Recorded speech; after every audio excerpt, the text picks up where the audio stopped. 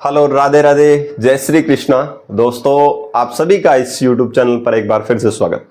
दोस्तों, आज मैं लेकर के आपके लिए आया हूं क्लास 12th NCERT जो है, NCERT के जो बच्चे हैं क्लास 12th के और जो अदर कॉम्पिटेटिव एग्जाम के जो हैं उनके लिए आज का ये वीडियो रहेगा, जिसके अंदर से अपन आज बात करेंगे नर जनन तंत्र की। यानी कि रिप्रोडक्शन के अंदर जो मेन जो पार्ट है जिसका नाम है मेल रिप्रोडक्टिव सिस्टम, यानी कि नर जनन तंत्र। आज हम उसी नर जनन तंत्र के बारे में डिटेल से बात करेंगे और उम्मीद करूंगा कि आपको ये सेशन शानदार लगेगा।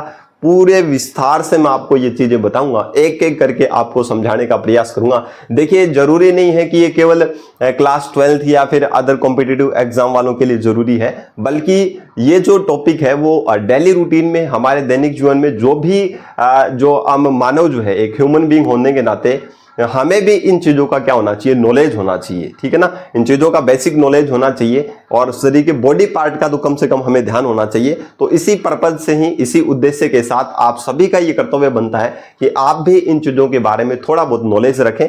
ठीक है ना, तो चलते हैं अपन बिना किसी टाइम वेस्ट किए अपने टॉपिक की तरफ, जिसका नाम है मेल रिप्रोडक्टिव सिस्टम, यानी कि नर जनन तंत्र की अगर हम बात करेंगे। सबसे पहले अगर मैं बात करना चाहूं नर जनन तंत्र को शुरू करने से पहले, तो आप ये याद रखिएगा, अगर मनुष्य की अगर मैं बात करना चाहूं दोस्तों, मनुष्य एक ह्यूमन बीइंग जो है, उस ह्यूमन बीइंग के अंदर क्या होता है, सबसे पहले अगर बात करें तो ये ह्यूमन बीइंग एक लिंगी होता है। एक लिंगी का मतलब है कि इसके अंदर जो मेल और फीमेल जो रिप्रोडक्टिव जो पार्ट है वो अलग अलग ऑर्गेनिज्म में होते हैं, अलग अलग जीवों में होते हैं। जैसे अगर बात करें तो अकेला आदमी जो है वो संतान पैदा नहीं कर सकता, एक ठीक है। और अगर बात करें अगर महिला जो है वो संतान पैदा नहीं कर सकती, इसका मतलब जो रिप्रोडक्टिव पार्ट जो है, जनन जो अंग जो है वो अलग अलग क्या होंगे, ऑर्गेनिज्म में होंगे, अलग अलग जीव के अंदर होंगे। तो इसलिए ये एक लिंगी है। दूसरी अगर मैं बात करना चाहूं दोस्तों, तो याद रखिएगा, ये जो मनुष्य जो है वो क्या है, जरायुज है। जरायुज, वीवी पेरिस बोलते हैं इसको इंग्लिश में। मैं आपको साथ साथ में इंग्लिश के वर्ड भी आपको बोलता चलूंगा, वीवी पेरिस। यानी कि इसका मतलब होता है कि जो मेल जो है वो क्या करता है, एक संतान पैदा करता है। ठीक है ना, इसका मतलब ये अंडे नहीं देते हैं, डायरेक्टली क्या करते हैं, बच्चा पैदा करते हैं। तो ऐसे जीव क्या कहलाते हैं, जरायुज कहलाते हैं। नेक्स्ट अगर मैं बात करूं, इसको जो हमारा टॉपिक रहने वाला है, इसके अंदर अगर जनन तंत्र में अगर बात करें, जनन की अगर बात करूं तो किस प्रकार का रिप्रोडक्शन ये करते हैं, तो याद रखिएगा दोस्तों, ये जो जनन करते हैं वो करते हैं लैंगिक जनन, जिसको अपन इंग्लिश में बोलते हैं सेक्सुअल रिप्रोडक्शन। लैंगिक जनन, लैंगिक जनन, और जिसको अपन इंग्लिश में क्या बोलते हैं, सेक्सुअल रिप्रोडक्शन। क्या बोलते हैं, सेक्सुअल रिप्रोडक्शन।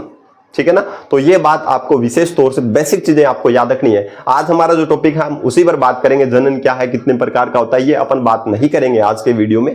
ठीक है ना, आज अपन जो टॉपिक है उसी पर बात करेंगे, नर जनन तंत्र पर। ठीक है ना, तो ये चीज आप थोड़ी सी ध्यान रखिएगा। अगर मैं बात करना चाहूं दोस्तों, जनन की कुछ प्रोसेस होती है, उनके बारे में मैं डिटेल से बात करता हूं। जनन की कुछ प्रक्रियाएं होती है, प्रोसेस ऑफ रिप्रोडक्शन। अब कौन कौन सी ये प्रक्रियाएं होती है, उनमें से सबसे पहले जो प्रक्रिया है वो है युग्मक जनन। इनका ये नाम याद रखिएगा, युग्मक जनन, जिसको अपन इंग्लिश में बोलते हैं गैमेटोजेनेसिस। गैमेटोजेनेसिस क्या है कि एक फीमेल और एक मेल जो है उसके अंदर जो गैमेट्स बनते हैं, युग्मक बनते हैं, उनका निर्माण होना ही क्या कहलाता है, युग्मक जनन कहलाता है। जैसे अगर महिला की अगर मैं बात करना चाहूं दोस्तों, एक मेल और फीमेल की अगर मैं बात करना चाहूं, एक पुरुष और एक महिला की अगर मैं बात करना चाहूं, तो इसके अंदर जो गैमेटोजेनेसिस होता है, युग्मक जनन होता है, और इसमें जो गैमेट बनता है उसका नाम है, मेल के अंदर नाम है स्पर्म। क्या नाम है दोस्तों, स्पर्म नाम है, जिसको अपन हिंदी में बोलते हैं शुक्राणु। क्या बोलते हैं दोस्तों, शुक्राणु कहते हैं।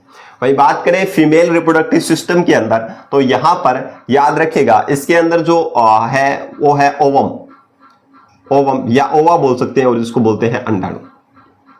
क्या बोलते हैं दोस्तों, अंडाणु बोलते हैं। यानी कि इनका फॉर्मेशन होना, इनका निर्माण होना ही क्या कहलाता है, क्या कहलाता है, युग्मक जनन कहलाता है। अब निर्माण किससे होता है, आप बेसिक चीजें ध्यान से सुनिएगा। स्पर्म का जो निर्माण है वो पुरुष के अंदर या मेल के अंदर एक ऑर्गन होता है, इसका नाम है टेस्टिस या टेस्टिकल, वृषण जिसको बोलते हैं। टेस्टिस इंग्लिश में बोलते हैं इसको, टेस्टिकल्स भी बोलते हैं इनको।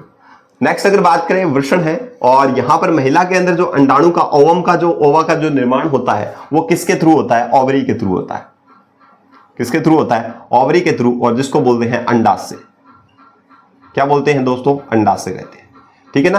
तो मेरा कहने का पर्पज यहां पर है युग्मक जनन या गैमेटोजेनेसिस एक्चुअल में क्या है कि ओवरी के द्वारा महिलाओं में और पुरुषों में टेस्टिस के द्वारा जो युग्मक बनते हैं, गैमेट बनते हैं, ये गैमेट है, ठीक है ना। शुक्राणु क्या है, पुरुष का युग्मक है, गैमेट है ये, युग्मक को इंग्लिश में गैमेट बोलते हैं। और महिला का जो युग्मक है, गैमेट जो है वो क्या कहलाता है, ओवरी से जिसका फॉर्मेशन होता है ओवम यानी कि अंडाणु। तो अंडाशय से अंडाणु का निर्माण होना और टेस्टिस यानी कि वृषण से शुक्राणु के निर्माण होने की जो प्रोसेस है उसको बोलते हैं गैमेटोजेनेसिस यानी कि युग्मक जनन। तो उम्मीद करता हूं दोस्तों आपको ये चीज अच्छे से क्लियर हो चुकी होगी। नेक्स्ट जो रिप्रोडक्शन की जो प्रोसेस होती है वो बोलते हैं, जैसे युग्मक जनन हो गया तो उसके बाद में होता है वीर्य सेचन, वीर्य सेचन, और इसको इंग्लिश में बोलते हैं इंसेमिनेशन। इंसेमिनेशन, इंसेमिनेशन का मतलब एक्चुअल में क्या है दोस्तों कि जो पुरुष जो है यानी कि मेल जो है, मेल जो पार्टनर है वो क्या करता है, फीमेल पार्टनर के जो वेजाइनल जो एरिया है, ठीक है ना, तो वहां पर क्या करता है, अपने सीमेन को, जिसको अपन वीर्य बोलते हैं, जिसमें शुक्राणु और प्लस में क्या होता है, कुछ लिक्विड होता है, प्लाज्मा वगैरह होता है, तो वो सीमेन कहलाता है। वो सीमेन जो है वो महिला के अंदर क्या है, वेजाइनल पार्ट के अंदर क्या करना, ट्रांसफर करना बाई पेनिस यानी कि सीसन के द्वारा क्या करना, ट्रांसफर करना कहलाता है वीर्य सेचन, जिसको इंग्लिश में बोलते हैं अपन इंसेमिनेशन। क्या कहेंगे दोस्तों, इंसेमिनेशन कहेंगे, ठीक है ना। यानी कि शुक्राणु एक तरीके से आप मान सकते हो, आप शुक्राणु को मान सकते हो, जिसको स्पर्म बोलते हैं, उसको फीमेल के जेनाइटल एरिया के अंदर यानी कि जनन जो क्षेत्र जो है उसके अंदर ट्रांसफर करने को बोलते हैं वीर्य सेचन। नेक्स्ट अगर मैं बात करूं दोस्तों, वीर्य सेचन हो गया, उसके बाद में क्या होगा, उसके बाद में होगा जो मेल का जो गैमेट है जिसका नाम क्या है, स्पर्म है, और फीमेल का जो गैमेट है जिसका नाम है अंडाणु, जिसको ओवम बोलते हैं। तो ये दोनों आपस में क्या होते हैं, जो महिला के अंदर यानी कि एक जो फीमेल पार्टनर होता है उसके अंदर जाकर के ये दोनों क्या होते हैं, जुड़ते हैं आपस में, अंडाणु और शुक्राणु। तो इस प्रोसेस को अपन बोलते हैं फर्टिलाइजेशन, और जिसको अपन हिंदी में बोलते हैं निषेचन। क्या बोलते हैं, निषेचन। एक्चुअल में निषेचन क्या है, महिला का जो अंडाणु होता है, ओवम जो होता है, और पुरुष का जो युग्मक जिसको बोलते हैं स्पर्म यानी कि शुक्राणु, ठीक है ना, तो उन दोनों का क्या होना, आपस में कनेक्ट होना या फिर जुड़ना ही क्या कहलाता है, निषेचन कहलाता है दोस्तों, ठीक है ना। जो सीमेन के अंदर होता है स्पर्म होते हैं, और वो स्पर्म क्या होते हैं, फीमेल के अंदर क्या है, यूट्रस से होते हुए कहां चले जाते हैं, फैलोपियन ट्यूब में चले जाते हैं, जिसको अपन अंडवाहिनी बोलते हैं, जिसको डिंब वाहिनी कहते हैं, जिसको फैलोपियन ट्यूब कहते हैं इंग्लिश के अंदर। तो उसमें जाकर के वहां से महिला से आता है अंडाणु, ठीक है ना, और पुरुष से जाता है शुक्राणु, और वो दोनों जाकर के फैलोपियन ट्यूब के अंदर क्या हो जाते हैं, आपस में कनेक्ट हो जाते हैं, और उसी प्रोसेस को बोलते हैं फर्टिलाइजेशन यानी कि निषेचन, ठीक है। ये निषेचन हो गया। निषेचन के बाद में क्या होगा, जैसे ये दोनों मिले तो उसके बाद में ये एक प्रोसेस होती है जिसको बोलते हैं युग्मनज। युग्मनज, युग्मनज दोस्तों, इसको इंग्लिश में बोलते हैं जाइगोट। क्या बोलते हैं, जाइगोट। एक्चुअल में जाइगोट क्या चीज है, देखिए दोस्तों आपको इंग्लिश के वर्ड भी याद होना चाहिए, क्योंकि लगभग 50% है, 50% से आप ज्यादा ही मान सकते हो, क्योंकि साइंस के अंदर लगभग वर्ड्स जो है वो इंग्लिश के वर्ड आपको याद रखने जरूरी होते हैं। कई बार हिंदी के ऐसे वर्ड आ जाते हैं जिनको अपने को पता ही नहीं होता, और मेरे को भी कुछ ऐसे वर्ड है जिनका पता नहीं हिंदी में अर्थ क्या होता है। तो हमें वास्तव के अंदर, अगर आप साइंस ले रहे हो या फिर साइंस के स्टूडेंट हो, तो आपको वास्तव में इंग्लिश आनी चाहिए, इंग्लिश के वर्ड याद होने चाहिए। तो इसी साथ मैं आपको प्रयास कर रहा हूं हिंदी के वर्डों के साथ इंग्लिश के वर्ड भी बताने का प्रयास करूंगा। युग्मनज एक्चुअल में क्या है कि जब ओवम जो है, महिला का जो अंडाणु जो है, और पुरुष का जो शुक्राणु है, जो फैलोपियन ट्यूब में जाकर के मिल जाते हैं, तो उस कंडीशन में एक स्ट्रक्चर बनती है जिसको बोलते हैं युग्मनज, जाइगोट बोलते हैं, ठीक है ना। तो उससे क्या बनती है, जाइगोट बनता है, ठीक है। नेक्स्ट अगर मैं बात करना चाहूं तो जाइगोट के बाद में जो जाइगोट बन गया वो जाकर के वो कहां चला जाएगा, वो जाइगोट के अंदर कुछ स्टेजेस होते हैं, जैसे मोरुला स्टेज होती है, गैस्ट्रुला स्टेज होती है। तो इस प्रकार के कुछ स्टेजेस से गुजरता है, इसके अंदर डिवीजन होता है, ठीक है, विदलन होता है, या यहां पर मैं लिखना चाहूं तो उस डिवीजन का नाम है क्लीवेज, विदलन बोलते हैं इसको।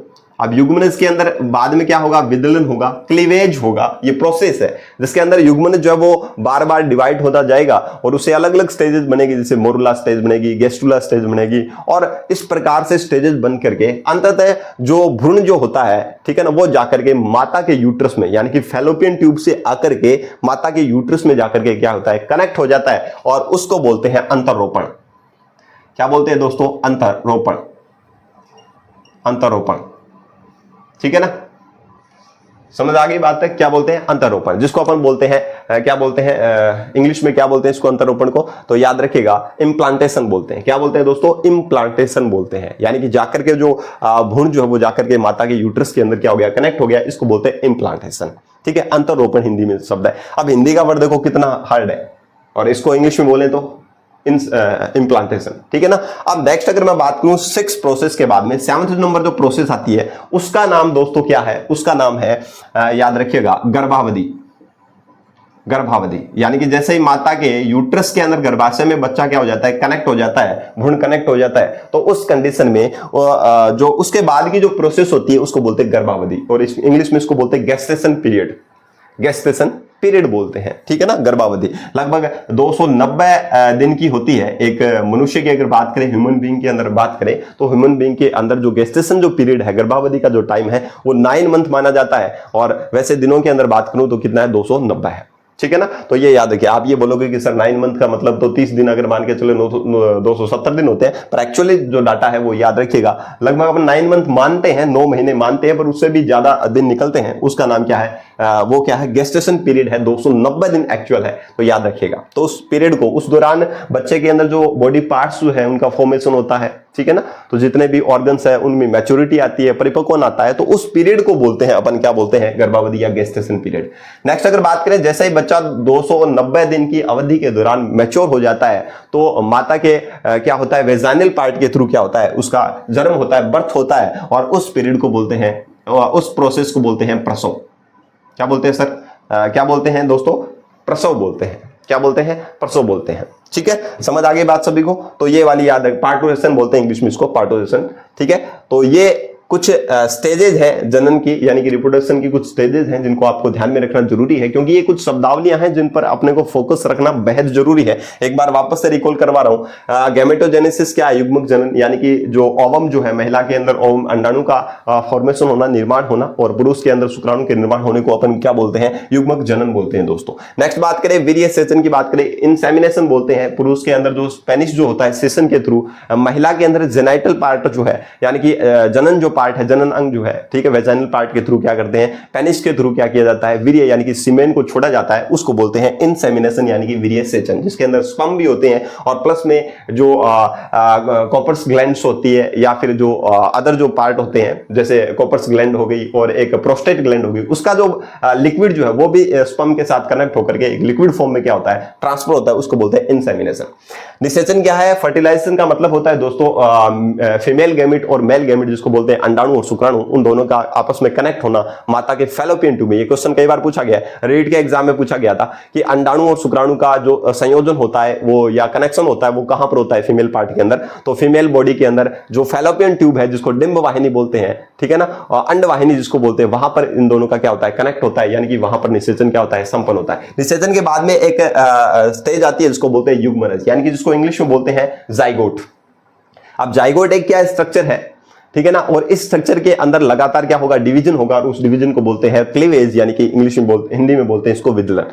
बार बार डिवाइड होगा, और इसके डिवाइड होने से कुछ स्टेजेस बनेंगी, अवस्थाएं बनेंगी, जिनमें से जैसे मोरुला स्टेज हो गई, गेस्टुला स्टेज हो गई, ब्लास्टुला स्टेज हो गई, इस प्रकार की स्टेजेस बनेंगी, और अंततः फाइनली माता के गर्भाशय में जाकर के वो जो अवस्था जो है, वो अवस्थाओं में जो जब कंप्लीट हो जाती है, तो माता के गर्भाशय में जाकर के वो क्या हो जाते हैं? आंतरिक इंटरनल जो लेयर होती है, आंतरिक जो परत होती है, उसके अंदर जाकर के जुड़ जाते हैं, ठीक है ना। और फिर प्लेसेंटा का बच्चे का क्या होता है? जहां से जुड़ते हैं वहां पर बच्चे के अंदर प्लेसेंटा बनता है। प्लेसेंटा का मतलब होता है नाभि नाड़, यानी कि जब बच्चा जन्म होता है तो आप देखेंगे कि बच्चे की सुंडी है, ठीक है, नाभि जिसको अपन बोलते हैं, ठीक है ना, आम भाषा में जिसको सुंडी कहा जाता है, वहां पर एक नाल होता है, ठीक है ना। बच्चा जन्म ले उस टाइम देखना, या फिर कोई भी जानवर जो है, या फिर कोई भी पशु है, वो जन्म ले तो वहां से क्या है? एक लंबी कैनाल निकलती है, उसको बोलते हैं नाभि नाल, जिसको इंग्लिश में बोलते हैं प्लेसेंटा, अपरा हिंदी में बोलते हैं। तो उसके थ्रू क्या करता है? जो बच्चा जो है वो माता के गर्भाशय के क्या होता है? टच रहता है, और जिससे क्या होता है? न्यूट्रिशन यानी कि पोषण वगैरह है, या फिर एक्सक्रीशन यानी कि उत्सर्जन वगैरह है, वो उसी के थ्रू ही होता है।